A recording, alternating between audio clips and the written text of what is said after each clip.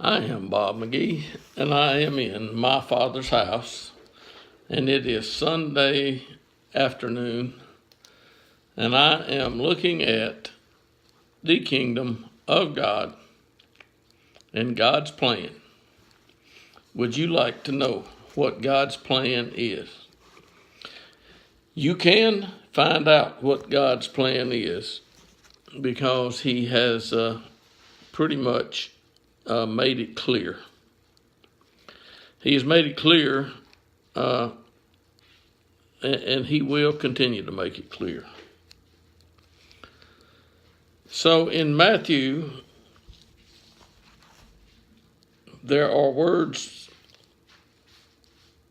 that can be read that say what you find in Matthew. I am looking at Genesis. Now, what's going to happen? What is going to happen? That's what this message is about. In the days to come. The days to come have not come yet. But today is Sunday, and I am in my Father's house. In Genesis chapter 1, you can find the words, God created. God created. God created. God did a lot of creating in Genesis chapter 1. He really did. If you want to see what God created, you just read Genesis chapter 1. I have read it before. I don't intend to read it again, but I do want people to understand that God created. God alone created. No help, no assistance. God does not need help. He can do whatever He pleases. And God created the heavens and the earth. In the beginning, God created the heavens and the earth. Folks, if you don't have this basic information, you will be deceived somewhere down the line. Basic information. God created. God created. And there are 6 chapters in the book of Genesis where God has, at the end or in the 6th chapter, God has become a little bit angry. Or, let's see, what does it say? Sorry. Okay, let's just say sorry. God is sorry. Now, this is not Adam, because Adam is dead. This is not Eve, because Eve is dead. Cain killed Abel. That was earlier, after God created. Now, look, God says to Himself, or it says in the Bible, I'm reading from Genesis, the Lord saw that the wickedness of man was great on the earth, and that every intent of the thoughts of his heart was only evil continually. That's what God learned. That's what God discerned. That's what God figured out all by Himself. He didn't have to ask anyone. No one at all. And the Lord, there's only one, the Lord. Now, if you don't get this, you will be confused for the rest of your life. If you don't get this, there is one Lord. creator. He created, and now he is sorry, or was sorry, that he had made man on the earth, and he was grieved in his heart. And the Lord said, I will blot out man whom I have created from the face of the land, from man to animals to creeping things and to birds of the sky, for I am sorry that I have made them. Now, folks, if you cannot understand who made these things by reading Genesis, there's really no help for you much that I can think of, other than that you might understand the truth and believe something. But God created these things. God is the creator of heaven and earth.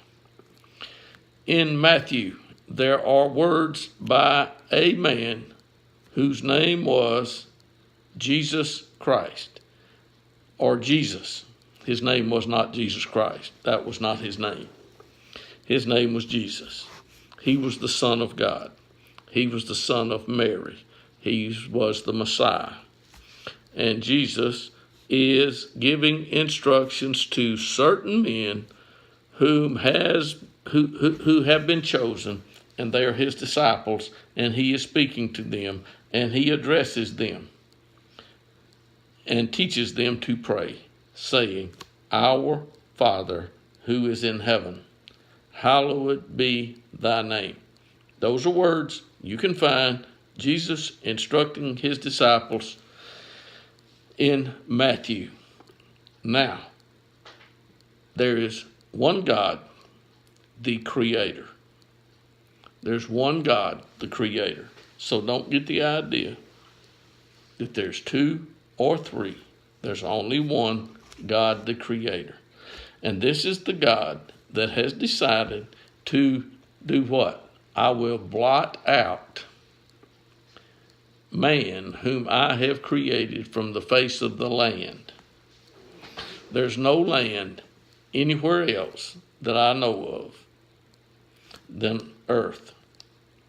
Now, there may be some land somewhere else, but I haven't been there. So God is going to do what?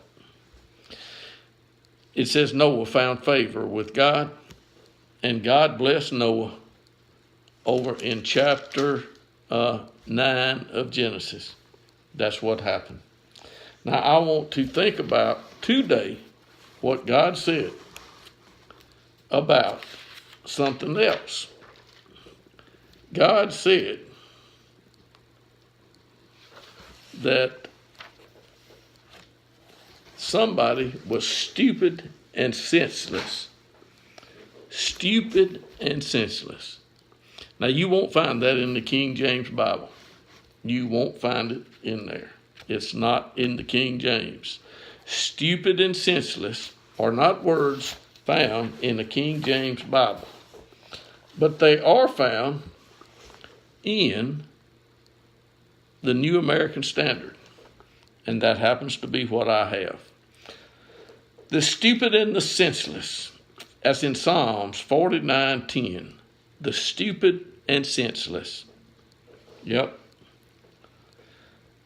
I was senseless and ignorant.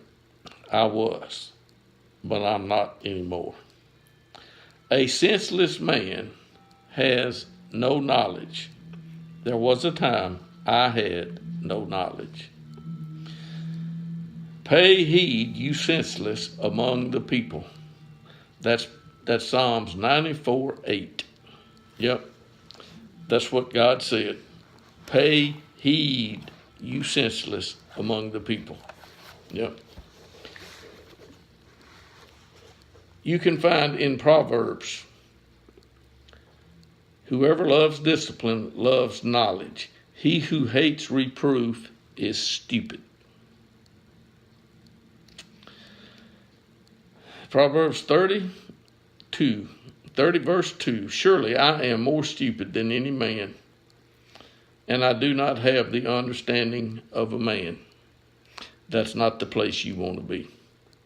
You might want to understand that God does not want to leave you stupid or ignorant. That's why there are instructions given by which you can become very wise. And the fear of the Lord is the beginning of wisdom. Jeremiah 51:17. All mankind is stupid, devoid of knowledge.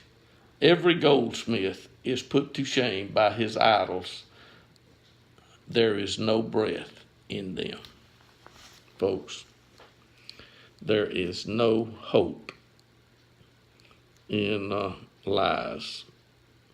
And believing lies will never help you at all on Sunday or Monday.